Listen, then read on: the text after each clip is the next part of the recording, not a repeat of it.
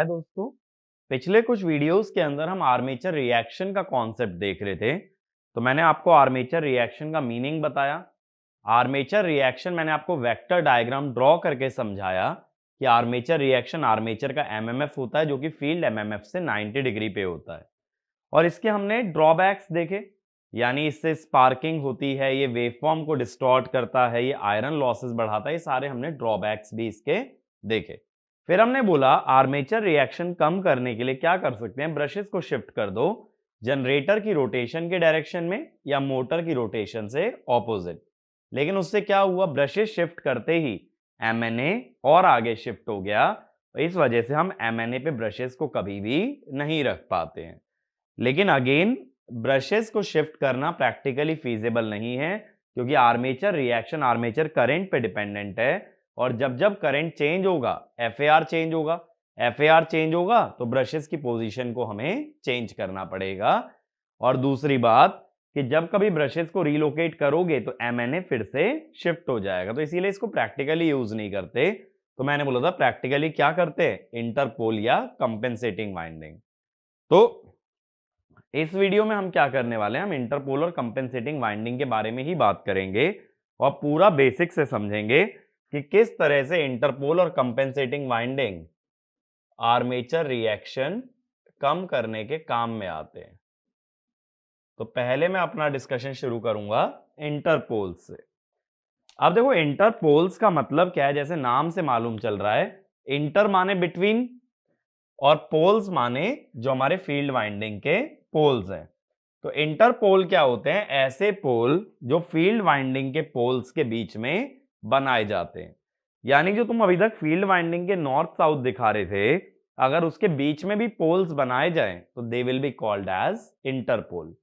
तो interpolar region क्या होता है, the region between the two field poles is called as interpolar region. नहीं तो ऐसा कह दो, जो क्यू एक्सिस होती है उसे इंटरपोलर रीजन कहते हैं। तो क्यू एक्सिस पे भी अगर पोल्स बनाओगे they will be called as interpoles. तो इसमें लिखना the region between two main field poles is called as interpolar region, or the q axis is also called as interpolar region, is also called as interpolar region.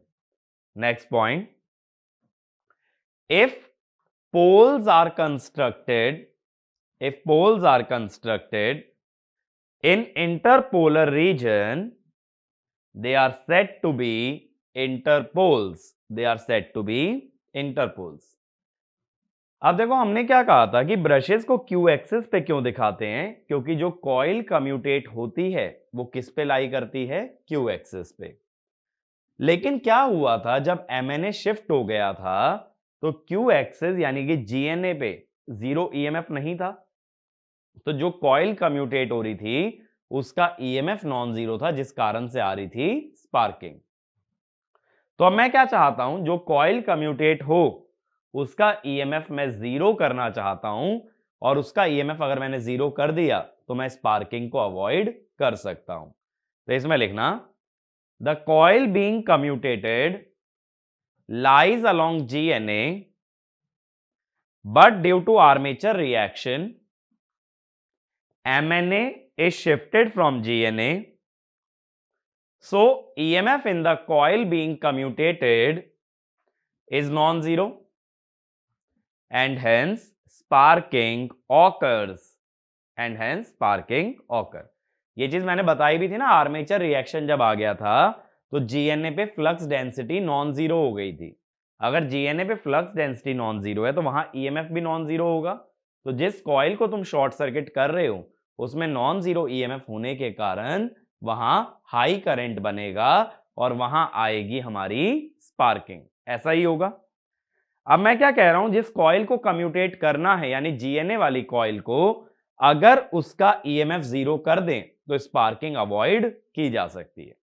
अब उसमें EMF आ किस कारण से रहा था, आर्मेचर रिएक्शन की वजह से आ रहा था। अगर वहां मैं आर्मेचर रिएक्शन को कैंसिल कर दूं then we can cancel the EMF. तो एक पॉइंट और लिखो, the EMF being induced in the coil at GNA is due to armature reaction, so if we can cancel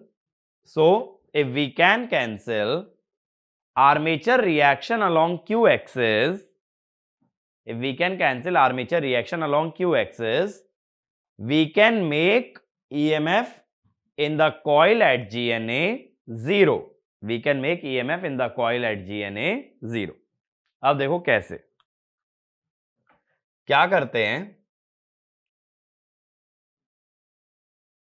circular machine है अपनी, ठीक है,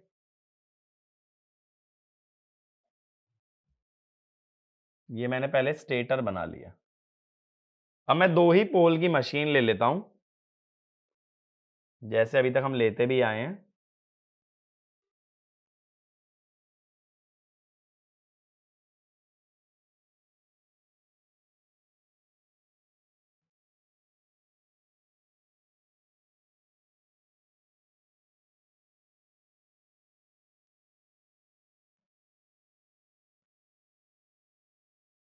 ठीक है, 2 पोल्स हो गए, ये हो गया अपना आर्मेचर। अब मेरी बात समझना, देखो यहां सपोज नॉर्थ पोल है, यहां साउथ पोल, यहां रखे हैं अपने ब्रशेस। अब हम लोग क्या करते हैं, किस तरह से रोटेशन ले लेते हैं, हम दिखाते हैं जनरेटर की रोटेशन इधर G से लिख रहा हूं, मोटर की रोटेशन अपोजिट। ठीक है, दोबारा से V क्रॉस B से डिराइव नहीं कर रहा हूं, हम कई बार डिराइव कर चुके हैं कि V क्रॉस B से नॉर्थ के नीचे क्रॉस आ जाते हैं, साउथ के नीचे डॉट्स आ जाते हैं। अब इसकी वजह से आर्मेचर का एमएमएफ कैसे बनता है, क्रॉस से करंट अंदर जा रहा है, डॉट से बाहर आ रहा है, तो नीचे बनता है ना, तो आर्मेचर की जो मैग्नेटिक फील्ड आती है वो नीचे आती है। अब यही तो क्यू एक्सिस है, और यही वाली कॉइल जो है वो कम्यूटेट हो रही होगी, और इस पे आर्मेचर का एमएमएफ नीचे आ रहा है। अगर इसके अलोंग आर्मेचर का एमएमएफ आ रहा है तो वो इसके अंदर ईएमएफ प्रोड्यूस करेगा। अब उस ईएमएफ को कैंसिल करना है, तो ईएमएफ को कैंसिल करने की जगह क्या करो, या आर्मेचर के एमएमएफ को ही कैंसिल कर दो। तो अगर आर्मेचर की मैग्नेटिक फील्ड डाउनवर्ड्स है, इसे कैंसिल करने के लिए जो मैग्नेटिक फील्ड लगाओगे वो किस तरफ होगी, अपवर्ड्स। मेरी बात समझ आई। सबसे पहले हमने पोल्स बनाए, करंट इंड्यूस कराया डॉट क्रॉस, आर्मेचर एमएमएफ बनाया। अब मैंने बोला जहां ब्रशेस है वही कॉइल कम्यूटेट हो रही है और उसमें मैग्नेटिक फील्ड डाउनवर्ड्स है, तो इस मैग्नेटिक फील्ड को कैंसिल करने के लिए हमें बनानी पड़ेगी अपवर्ड्स। अपवर्ड्स कैसे बनाओगे,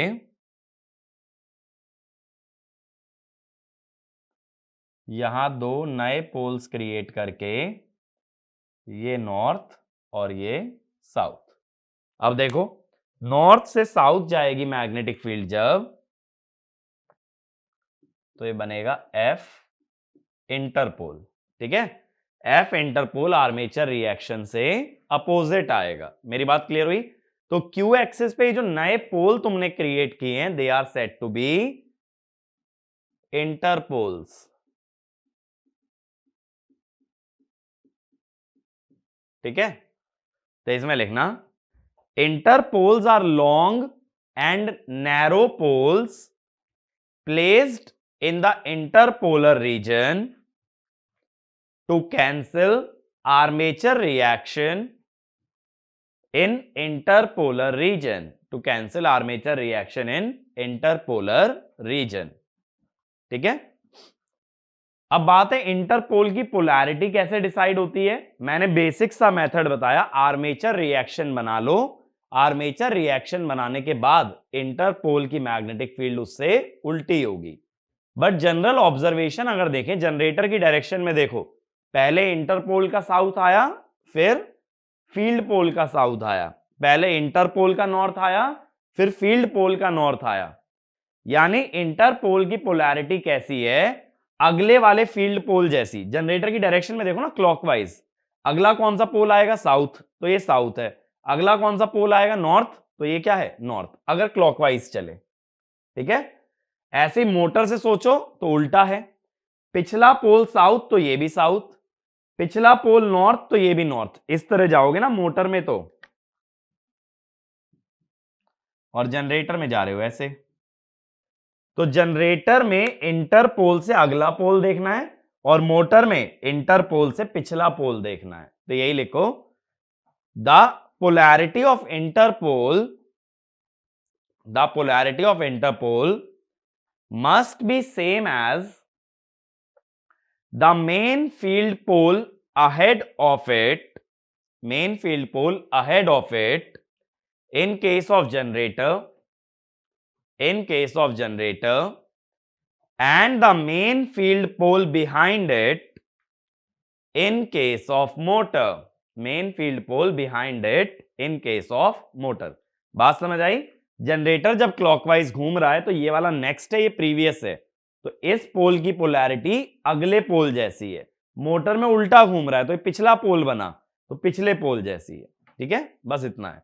और इसको भी नहीं भी रटोगे ना तो भी चलेगा, आर्मेचर रिएक्शन ड्रॉ करके भी निकाल सकते हो, कोई बहुत बड़ी बात नहीं है। अब इसके बाद बात ये आती है कि देखो आर्मेचर रिएक्शन जो होता है वो क्या होता है, ये होता है NaIA। ठीक है, नहीं तो इसको ऐसे लिख सकते हो, जैसे आर्मेचर एमएमएफ ना, ऐसे लिख लो, जैसे कल हमने देखा था ना लास्ट वीडियो में, IA/A इंटू Z/2P, ये था ना आर्मेचर एम्पियर टर्न्स पर पोल। तो मैं कहना ये चाह रहा हूं यहां पे कि आर्मेचर का एमएमएफ IA के प्रोपोर्शनल है और इंटरपोल के एमएमएफ को इसे कैंसिल आउट करना है।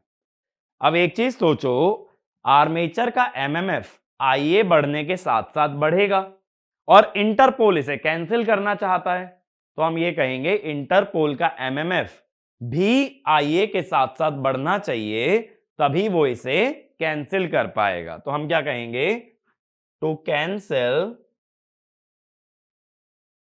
FAR, F interpole should also be proportional to IA। मेरी बात वाली क्लियर हुई? क्योंकि आर्मेचर रिएक्शन IA के साथ साथ बढ़ता है तो इंटरपोल का एमएमएफ भी बढ़ना चाहिए। अब देखो ये इंटरपोल साउथ है, साउथ माने मैग्नेटिक फील्ड अंदर होगी, अंदर माने डॉट क्रॉस कैसे आएंगे, इधर क्रॉस तो इधर डॉट, ऐसे तो आएगा क्रॉस डॉट। नॉर्थ माने बाहर, बाहर माने इधर क्रॉस तो इधर डॉट। ठीक है, अब हम ये चाहते हैं इसका एमएमएफ आर्मेचर करंट के प्रोपोर्शनल रहे, इसीलिए जो वाइंडिंग है ना ये ब्रशेस से जुड़ी होती है, यानी कि ब्रश तो आर्मेचर पे लगे हैं और ब्रश के सीरीज में ही क्या है, इंटरपोल की वाइंडिंग, तो इसीलिए इंटरपोल की वाइंडिंग में करंट कौन सा जाता है, IA, यानी interpole winding should be connected in series with the armature और with the brushes in order to carry armature current. तो इसमें लिखना, to cancel armature MMF, interpole MMF should be proportional to armature current for which interpole winding must be connected in series with armature winding or in series with the brushes, or in series with the brushes। ठीक है, armature winding के series में ही connect होगा ताकि armature और interpole दोनों का ही MMF किसके प्रोपोर्शनल आ जाए, IA के। अब अगली बात हम करते हैं इसकी शेप की, कि इसकी जो शेप होती है ना ऐसे होती है, लंबा होता है लेकिन आगे से नैरो होता है। अब यहां से जो नैरो है तो क्वेश्चन बनता है भाई इसको ऐसा ही क्यों नहीं बनाया फील्ड पोल जैसा, इसको नैरो क्यों बनाया। इंटरपोल का काम है कि जो कॉइल कम्यूटेट हो रही है उस कॉइल के अंदर EMF 0 आना चाहिए। ठीक है, तो जो भी EMF आर्मेचर रिएक्शन से बने उस EMF को कैंसिल कर दो ताकि स्पार्किंग ना हो। लेकिन इसका फोकस कौन सी कॉइल पे है? जो कम्यूटेट हो रही है। तो आगे से नैरो करके हम क्या कर लेते हैं कि इसकी मैग्नेटिक फील्ड सारी कॉइल्स तक ना पहुंचे, सिर्फ उस कॉइल तक पहुंचे जो कम्यूटेट हो रही है, इसीलिए इसको क्या रखते हैं? नैरो। तो इसमें लिखना interpoles are kept narrow so that their influence is restricted to the coil undergoing commutation and its magnetic field does not spread to neighboring coil। ठीक है, बाकी आजू बाजू वाली कॉइल तक इसकी मैग्नेटिक फील्ड ना पहुंचे। बात क्लियर हुई? लेकिन अब चलो ये बात भी ठीक है, नैरो है, तो ये पूरा नैरो क्यों नहीं है? हमने ऐसा टैपर्ड क्यों बनाया है, बकेट टाइप स्ट्रक्चर क्यों बनाया है? क्या होता है ना, नैरो कर देने से जितना एरिया कम होगा तो एमएमएफ तो एनआई है, एरिया अगर कम करोगे तो फ्लक्स बढ़ जाएगा, एरिया कम करने से रिलक्टेंस बढ़ती है। देखो क्या होता है ना, ऐसे सोच लो, अगर एरिया रिड्यूस होगा तो सेम फ्लक्स के लिए बी इंक्रीज होगा, और बी इंक्रीज होने से इट कैन कॉज सैचुरेशन। अब बात है सैचुरेशन में दिक्कत क्या है, चलो आ गया तो आ गया। सैचुरेशन में क्या होगा ना, इंटरपोल की मैग्नेटिक फील्ड कांस्टेंट हो जाएगी। आर्मेचर रिएक्शन की तो आईए के साथ बढ़ेगी, लेकिन अगर इंटरपोल की कांस्टेंट हो गई तो आईए के प्रोपोर्शनल नहीं रह जाएगा, और आईए के प्रोपोर्शनल नहीं रह गया तो इसे कैंसिल भी नहीं कर पाएगा।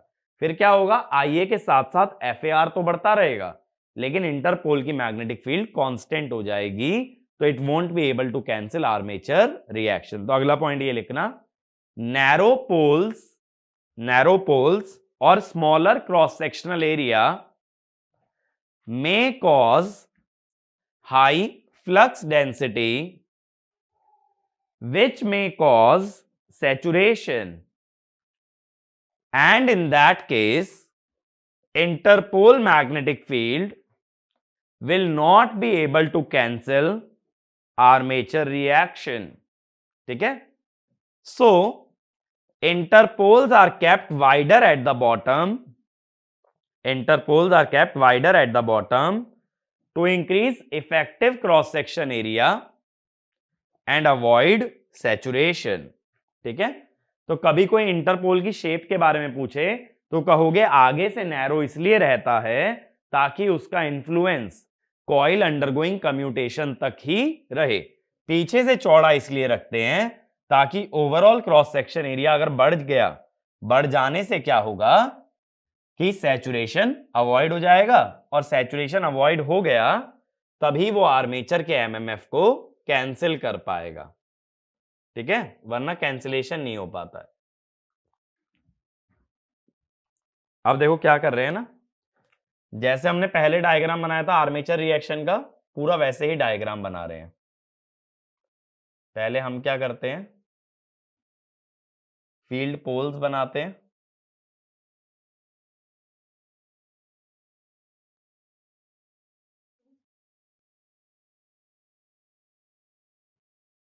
ये एक पोल हुआ,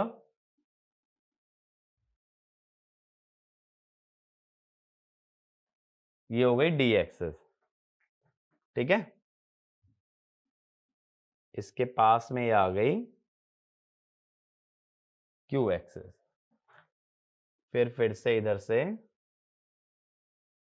डी एक्सिस, फिर से क्यू एक्सिस, और इधर से भी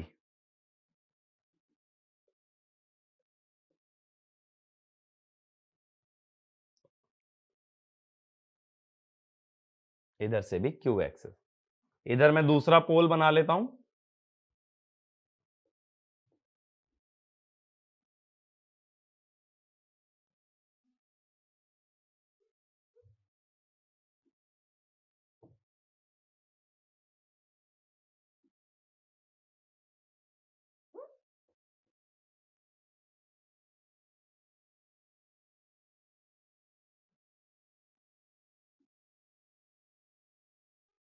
ठीक है, तो ये वाला पोल नॉर्थ और ये वाला पोल साउथ। अब ये जो क्यू एक्सिस है, क्यू एक्सिस पे क्या रखोगे, इंटरपोल, देखो यहां आधा इंटरपोल दिखा रहा हूं क्योंकि मैंने बताया था ना फर्स्ट और लास्ट वाली क्यू एक्सिस एक ही होती है। तो ये एक्चुअल में जब मशीन को सर्कुलर घुमाओगे ना तो ये पहला और आखिरी वाला इंटरपोल जुड़ करके पूरा एक इंटरपोल बनेगा। अब नीचे क्या बनाते हैं इसके, आर्मेचर।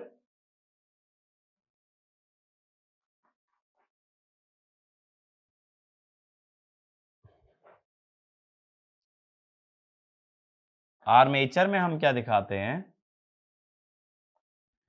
नॉर्थ के नीचे तो क्रॉसेस दिखाए जाते हैं, तो मैं ऐसे ही दिखा देता हूं, इसको ना करंट शीट बोल देते हैं कि इस टाइप से दिखा दो कि पूरे में करंट फैला हुआ है और क्रॉसेस हैं, और फिर इधर दिखा दो कि साउथ के नीचे सारे डॉट्स हैं। अगर बारी बारी डॉट बनाने से बचना चाहते हो ना तो इस तरह से कंटिन्यूअस दिखा देते हैं, it is called as current sheet.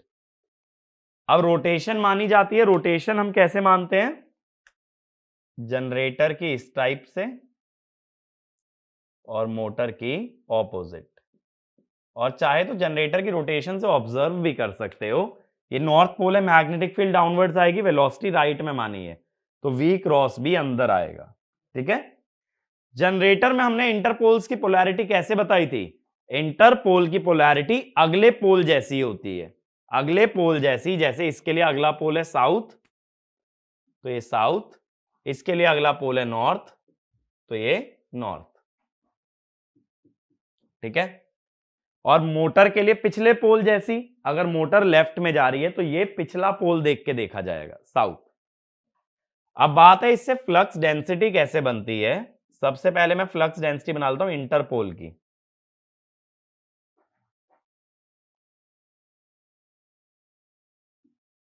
देखो नॉर्थ के नीचे हम पॉजिटिव मानते हैं ना, तो ऐसे आ जाएगी जहां तक बस इंटरपोल है, फिर साउथ के नीचे नेगेटिव, बहुत छोटे छोटे एरिया में रिस्ट्रिक्टेड रहेगी जितने एरिया में तुम्हारा इंटरपोल फैला हुआ है, इस टाइप से। ठीक है, चाहे तो बीच में डिप भी दिखा सकते हो एयर गैप की वजह से, बट सिंपल सा फंडा ये है, ये क्या है अपना बी इंटरपोल।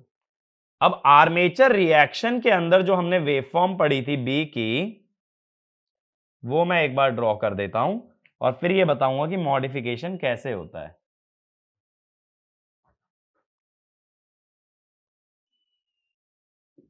बी की वेवफॉर्म जब हमने आर्मेचर रिएक्शन के साथ बनाई थी तो मैंने दो चीजें ऐड की थी, field, magnetic field and armature magnetic field. उसके लिए हमने पोल के एजेस भी देखे थे,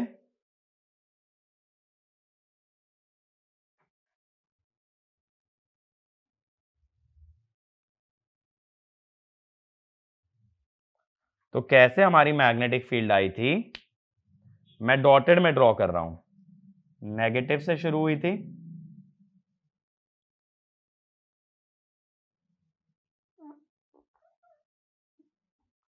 मैंने बोला था फिर यहां से ये इंक्रीजिंग चलती जाती है, फिर डिक्रीज होना शुरू होती है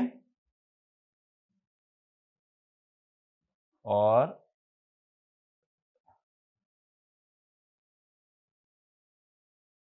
ऐसे ही जाती है, फिर ये वापस जीरो जाना शुरू होती है, इस टाइप से, कुछ इस टाइप से हमारी मैग्नेटिक फील्ड ड्रॉ हुई थी। ठीक है, अब इसके अंदर क्या होगा, देखो ये नेगेटिव है और इंटरपोल की मैग्नेटिक फील्ड पॉजिटिव है, ये इसे क्या कर देती है, यहां से हल्का सा पॉजिटिव कर देती है, बाकी ग्राफ को टच नहीं करती, बाकी ग्राफ एज इट इज चलता है। सेम वे में देखो यहां पे पॉजिटिव है और ये नेगेटिव है, तो ये इसको हल्का सा नेगेटिव ले जाएगी, ये डोमिनेट करेगी इस पे। ठीक है, बाकी ग्राफ को टच नहीं करती है। फिर यहां पे फिर से देखो ये नेगेटिव है और ये पॉजिटिव है, तो ये इसको डोमिनेट करके हल्का सा पॉजिटिव ले आती है, इस टाइप से।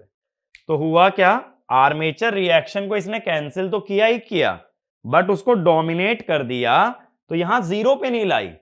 अब तुम्हें लगेगा भाई जीएनए पे तो जीरो मैग्नेटिक फील्ड चाहिए थी, जीएनए यही तो थी, क्यू एक्सिस, ये क्यू थी ना, यही तो हम बोल रहे थे, क्यू एक्सिस वाली कॉइल जो है कम्यूटेट होती है। ब्रशेस यहीं तो रखे हैं, लेकिन अभी देखो मैंने क्यू एक्सिस पे मैग्नेटिक फील्ड जीरो नहीं की है, बल्कि क्या कर दी है, पॉजिटिव। उसका रीजन कायदे से करनी तो जीरो चाहिए थी। बात मेरी समझ रहे हो? अगर मैग्नेटिक फील्ड तुमने जीरो नहीं की है क्यू एक्सिस पे, यानी अभी भी उसके अंदर कुछ ना कुछ वोल्टेज इंड्यूस हो रही है। तो इससे कम्यूटेशन इंप्रूव कैसे हुआ? तो एक पॉइंट लिखना, Interpol's do not exactly cancel armature reaction along q axis, but interpole magnetic field dominates armature reaction, for which we must consider an additional number of turns in interpole winding. अगर dominate करवाना है तो interpole winding के turns ज्यादा लेने पड़ेंगे। अब बात है क्यों, वाई। मैंने याद करो एक डिलेड कम्यूटेशन टॉपिक पढ़ाया था, और डिलेड कम्यूटेशन के अंदर मैंने क्या बोला था कि एक ईएमएफ और होता है कॉइल के अंदर, which is LC D I by D T. ये भी क्या कराता है, स्पार्किंग। और एक होता है रोटेशनल ईएमएफ,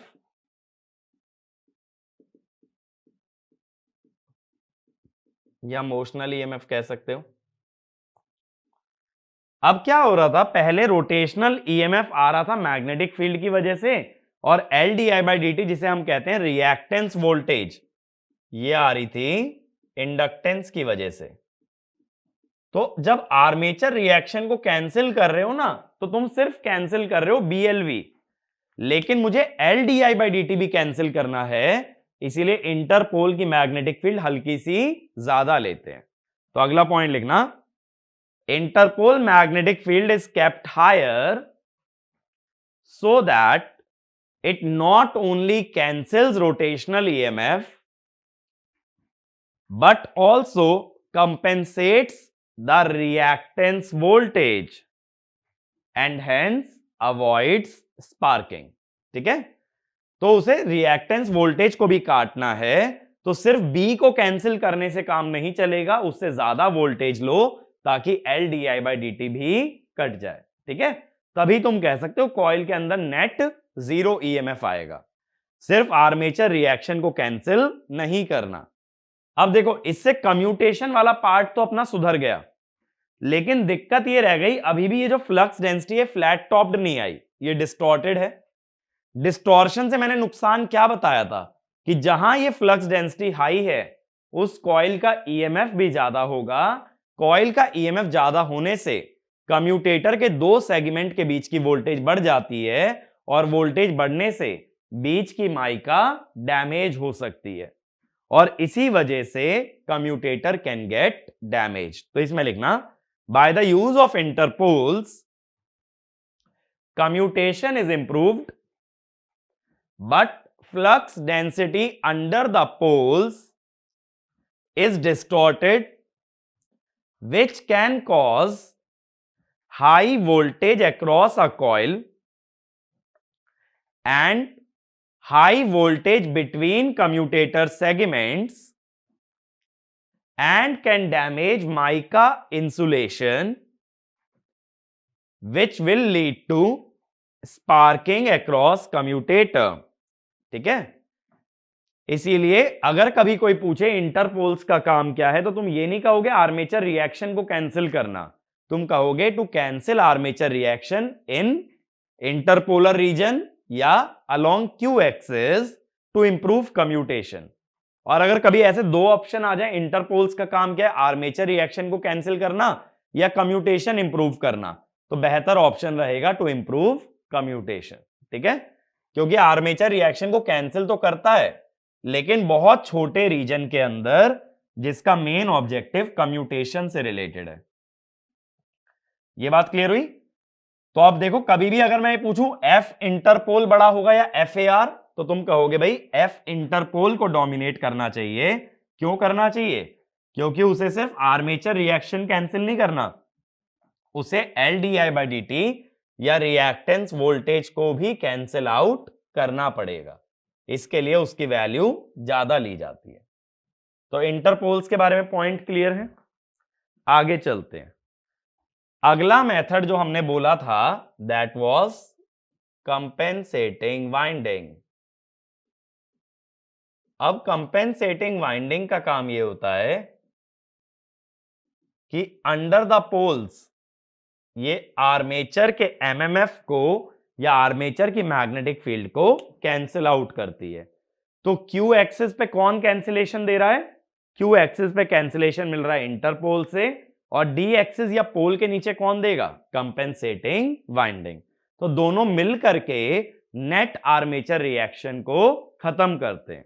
तो इसमें लिखना the role of compensating winding is to cancel the effect of armature reaction under the poles. Next point, interpoles cancel armature reaction along q axis and compensating winding under the poles. ठीक है। मैंने बताया था ना distortion से नुकसान क्या होता है कि पूरा कम्यूटेटर डैमेज हो सकता है। तो अब उस डिस्टॉर्शन को खत्म करने के लिए हम किसे लेके आएंगे? Compensating winding. अब ये कंपेंसेटिंग वाइंडिंग क्या है?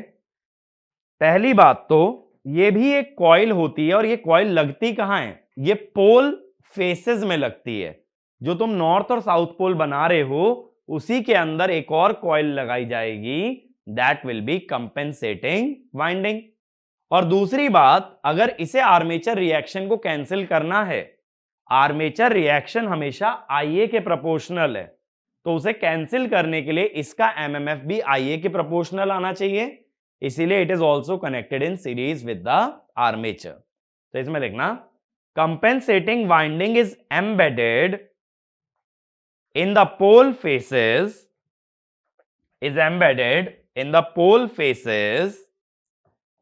and since it has to cancel armature reaction, it should be connected in series with the armature so that it also carries armature current. अब देखो क्या होता है, जो पोल हम बना रहे हैं ना, अब उस पोल के अंदर स्लॉट्स दे दिए जाते हैं। पहले की तरह नहीं है कि पोल बस नॉर्थ पोल दिखा दिया और अपना काम हो गया। एक ही पोल देके समझा रहा हूं, ठीक है? दोनों पोल अभी नहीं दिखा रहा हूं। इस टाइप से आ जाएगा ना।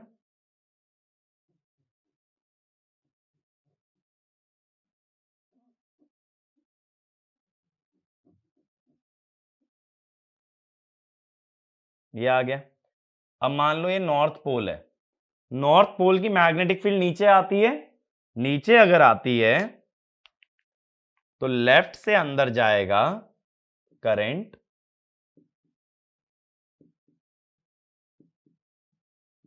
ये फील्ड वाइंडिंग का करंट दिखा रहा हूं, और राइट से बाहर आएगा। ठीक है, ऐसे ही चलना चाहिए ना। नॉर्थ पोल की मैग्नेटिक फील्ड नीचे आएगी तो लेफ्ट से करंट अंदर, राइट से बाहर। अब इसके नीचे होगा हमारा आर्मेचर। ठीक है, आर्मेचर में भी अपने कंडक्टर्स होंगे।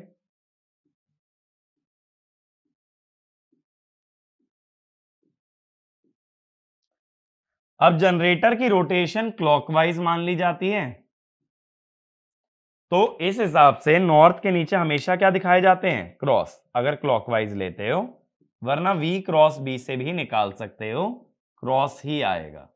कैसे निकालोगे? देखो, ये जो ऊपर वाला कंडक्टर है इसकी वेलोसिटी राइट में, मैग्नेटिक फील्ड नीचे है, तो ब्लू वाला मार्कर तुम्हें क्या बता रहा है? वेलोसिटी, और ब्लैक वाला मैग्नेटिक फील्ड।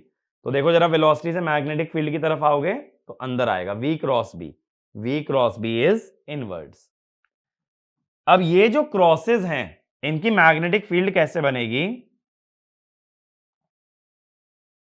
क्रॉस जो अपनी मैग्नेटिक फील्ड बनाएंगे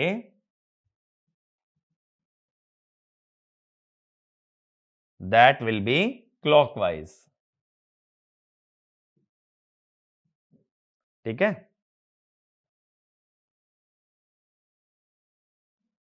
क्लॉकवाइज ही बनाएंगे ना भाई, इस टाइप से तो बनेगी।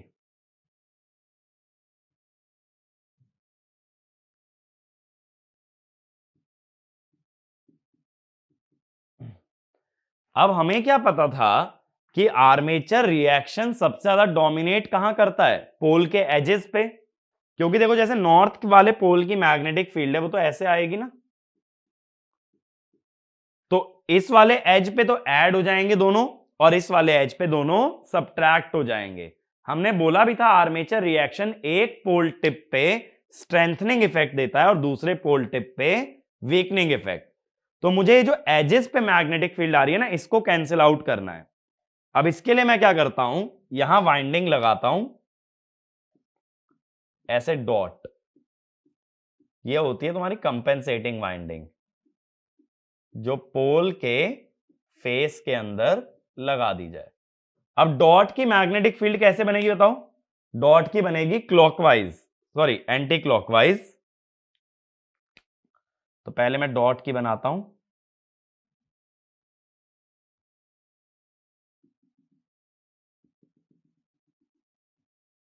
एंटी क्लॉकवाइज बनेगी ना।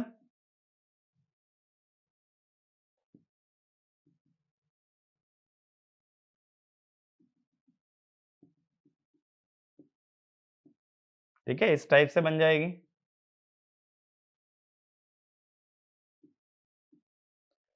अब देखो क्या हो रहा है कि ये मैग्नेटिक फील्ड ऊपर है, ये कंपेंसेटिंग वाइंडिंग की है, और ये नीचे है आर्मेचर रिएक्शन की। ये दोनों एक दूसरे को कैंसिल करेंगे, इधर कंपेंसेटिंग वाइंडिंग की नीचे और आर्मेचर की ऊपर है, अगेन दोनों एक दूसरे को कैंसिल करेंगे।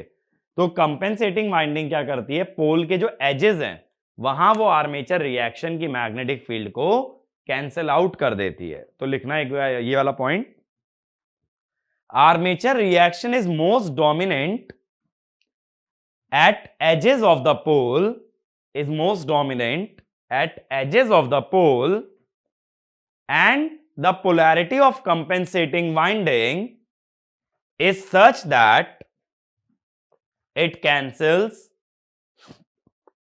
armature reaction at the pole edges, it cancels armature reaction at the pole edges।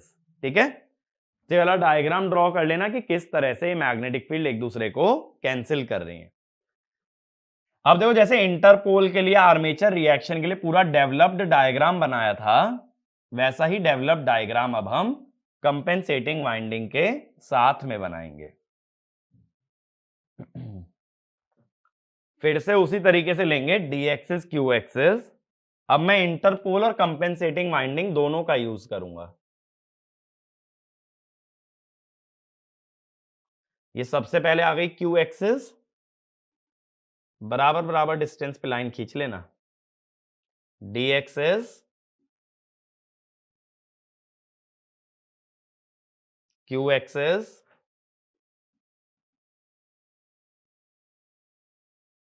D axis Q axis. ठीक है, ये बन गई। अब डी एक्सिस पे हम पोल डिजाइन करते हैं।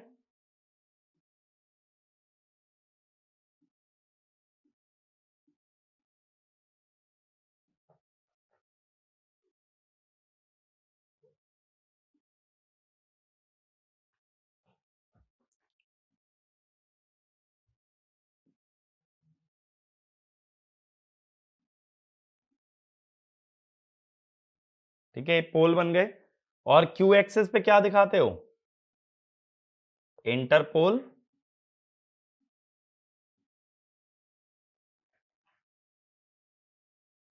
ये बन गया। फिर इसके नीचे क्या बनाते हो, आर्मेचर की करंट स्ट्रिप,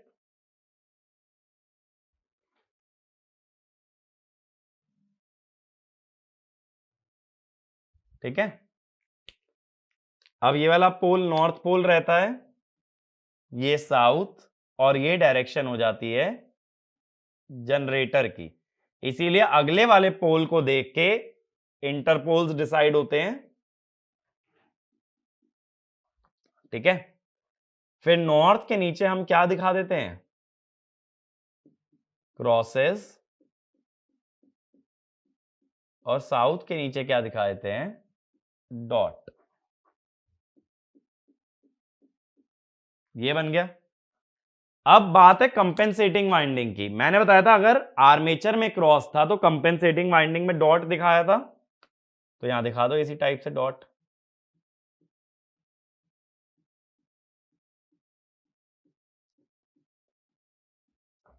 और यहां आर्मेचर में डॉट है तो कंपेंसेटिंग वाइंडिंग में क्रॉस। ठीक है। अब मैं क्या कर रहा हूं, मैं सबसे पहले ड्रॉ कर रहा हूं एमएमएफ।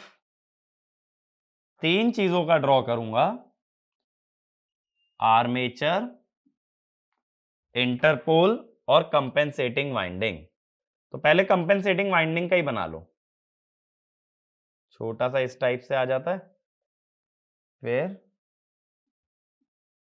इस टाइप से, फिर ऐसे, ये बन गया। अब आर्मेचर का कैसे आया था? आर्मेचर का ट्रायंगुलर होता है जिसकी मैक्सिमम वैल्यू होती है क्यू एक्सिस पे और जीरो वैल्यू होती है डी एक्सिस पे। तो आर्मेचर का जो एमएमएफ बनता है वो किस टाइप से बनता है?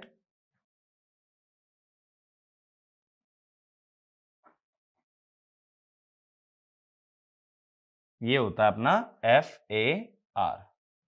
और मैंने इसका कॉन्सेप्ट भी बताया था ना, करंट एनक्लोज्ड से आता है कि जब हम यहां पे जीरो ले रहे हैं तो दोनों तरफ करंट एनक्लोज बढ़ता जाएगा, बट क्रॉस की मैग्नेटिक फील्ड एक तरफ अपवर्ड होगी तो एक तरफ डाउनवर्ड होगी। तो जब दोनों तरफ बढ़ेगा तो इधर पॉजिटिव में बढ़ेगा और इधर नेगेटिव में। ठीक है। तो ये मैंने तुम्हें कॉन्सेप्ट बताया था, ट्रायंगुलर कैसे आया। अब बात है कंपेंसेटिंग वाइंडिंग की। उसके लिए क्या करना पड़ता है? पोल के एजेस को ना नीचे लाना पड़ता है, क्योंकि ये वाइंडिंग क्या है ना, चारों तरफ फैली हुई नहीं है, ये सिर्फ पोल के एजेस के अंदर अंदर है। तो डॉट और क्रॉस के हिसाब से बनेगा इसका भी ट्रायंगुलर, लेकिन ये वाइंडिंग सारे में नहीं फैली हुई, तो परफेक्ट ट्रायंगल नहीं आता बल्कि आ जाता है ट्रेपेजॉइडल। ठीक है। अब ट्रेपेजॉइडल कैसे आता है? देखो, अगर इतना एरिया लो तो करंट एनक्लोज हो गया सारा, फिर इतना एरिया लो तो भी सेम ही है करंट एनक्लोज। इसका मतलब पोल के बाहर कितनी भी बड़ी लूप बना लो, करंट एनक्लोज फिक्स है, इसीलिए एमएमएफ भी हमारा फिक्स आएगा। बात मेरी क्लियर हो रही है? करंट एनक्लोज फिक्स तो एमएमएफ भी फिक्स। लेकिन इसके अंदर देखोगे, अंदर कम करंट एनक्लोज है, फिर ज्यादा, फिर ज्यादा, तो इसीलिए एमएमएफ चेंज होता है। लेकिन अगर क्रॉस का तुमने अपवर्ड्स माना है तो डॉट का आएगा डाउनवर्ड्स।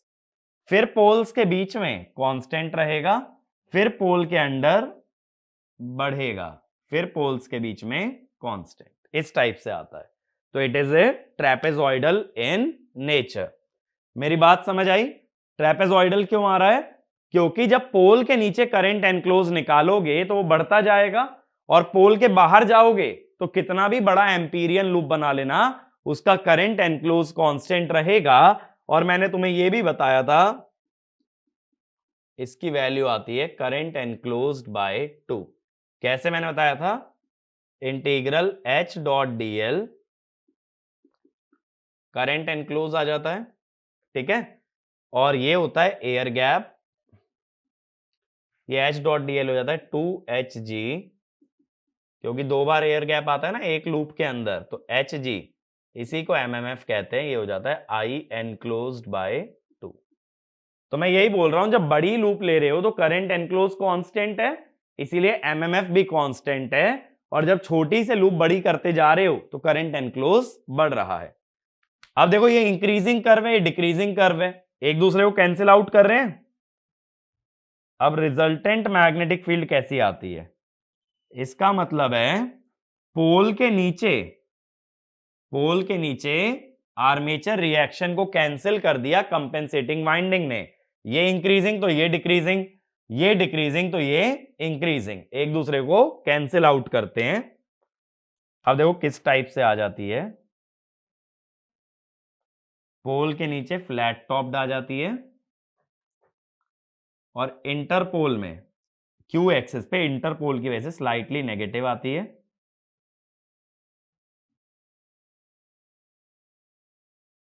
फिर पोल के नीचे फ्लैट टॉप्ड,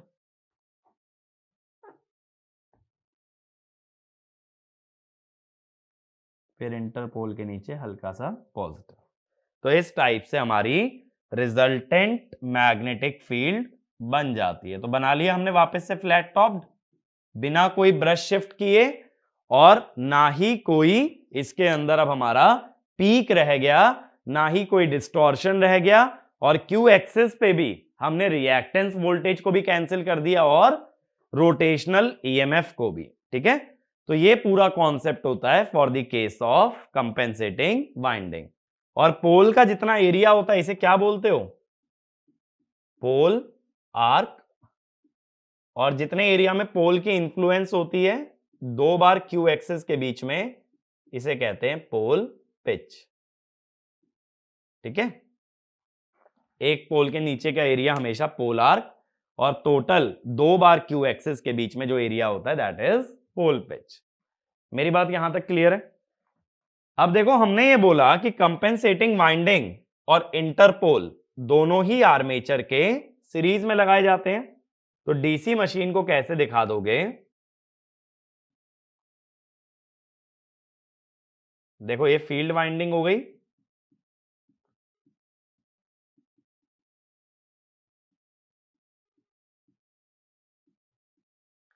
आर्मेचर मैंने बताया था सर्कुलर दिखाते हैं और उस पर ब्रशेज रख दिए जाते हैं। अब इसके सीरीज में ना दो वाइंडिंग आ जाएंगी आर्मेचर के। कौन कौन सी दो वाइंडिंग आ जाएंगी? एक तो कंपेंसेटिंग और एक इंटरपोल। ठीक है, तो इस तरीके से कंपेंसेटिंग वाइंडिंग और interpole winding they are connected in series with the armature. ठीक है, तो ये वाला पॉइंट भी लिख लेना। By the use of compensating winding and interpole we are able to derive flat topped flux density under the poles। ठीक है, बात यहां तक क्लियर हुई। अब बात है कंपेंसेटिंग वाइंडिंग का एमएमएफ कितना लेना है। इसे क्या करना है? इसे पोल के नीचे आर्मेचर रिएक्शन को कैंसिल करना है। तो मैं कहता हूं आर्मेचर का एमएमएफ कितना है पर पोल। कैसे निकाला था? IA बाय ए, ये हर कॉइल का करंट है। कितने टर्न्स हैं? Z/2, और एक पोल के नीचे Z/2P। यह है एम्पियर टर्न पर पोल। लेकिन एम्पियर टर्न पर पोल तो ये पोल पिच में हुआ, कंपेंसेटिंग वाइंडिंग सिर्फ कितने एरिया में कैंसिल कर रही है? पोल आर्क में। अगर ये सिर्फ पोल आर्क में कैंसिल कर रही है, पूरे पोल पिच में नहीं, तो इसको ऐसे लिख देते हैं पोल आर्क, यानी पूरे टर्न्स मत लो या पूरा एमएमएफ मत लो, कितना हिस्सा ले लो? पोल आर्क वाला। Pole arc by pole pitch, IA by A, Z/2P। बात क्लियर है? कंपेंसेटिंग वाइंडिंग बीच के एरिया में कैंसिल आउट नहीं करती, सिर्फ पोल आर्क या पोल के नीचे नीचे कैंसिल करती है। इसीलिए पूरा एमएमएफ कैंसिल आउट नहीं होगा, सिर्फ कौन सा होगा? पोल आर्क बाय पोल पिच। ठीक है, ये मेरी बात क्लियर हुई? तो इसके अंदर देखो हमने पिछले वीडियो के अंदर दो फॉर्मूले पढ़े थे, एक तो demagnetising ampere turns brush shifting के बाद, एक क्रॉस मैग्नेटाइजिंग। उसके अलावा एक फॉर्मूला ये आ गया कंपेंसेटिंग वाइंडिंग एमएमएफ। ये दो तीन फॉर्मूले हैं जो आर्मेचर रिएक्शन से रिलेटेड हैं, जिसपे कि 1 mark directly formula based question पूछा जा सकता है। अब ये आर्मेचर रिएक्शन को अगर हमें समराइज करना है तो एक पॉइंट लिखना, overall commutation can be improved by first point, increasing the brush resistance in order to reduce circulating current, जिसे हमने रेजिस्टेंस कम्यूटेशन बोला था, दूसरा लिखो, shifting brushes in the direction of generator rotation and opposite to motor rotation. ठीक है। तीसरा, by the use of interpole and compensating winding, by the use of interpole and compensating winding. ठीक है। तो मशीन के अंदर अगर मैं बात करूं, कंसेप्चुअल अंडरस्टैंडिंग डीसी मशीन के अंदर इतना मोर देन सफिशिएंट है, और कंसेप्चुअली जो मोस्ट इंपॉर्टेंट टॉपिक है that is your armature reaction. बाकी कंस्ट्रक्शन अलग अलग एग्जाम्स के लिए रेलिवेंट है, गेट पॉइंट ऑफ व्यू से स्पेशली कंस्ट्रक्शन उतना ज्यादा इंपॉर्टेंट नहीं है। ठीक है। तो हमारा कंसेप्चुअल पार्ट यहीं खत्म होता है। अब आगे जो भी हम बातें करेंगे वो न्यूमेरिकल पॉइंट ऑफ व्यू से करेंगे, एक्सप्रेशंस देखेंगे, फॉर्मूले देखेंगे, इक्वेशंस देखेंगे, और वही तुम्हें क्वेश्चन सॉल्विंग के अंदर हेल्प आउट करेंगे। ठीक है। तो आगे की बातें करेंगे हम लोग नेक्स्ट लेक्चर में। Thank you.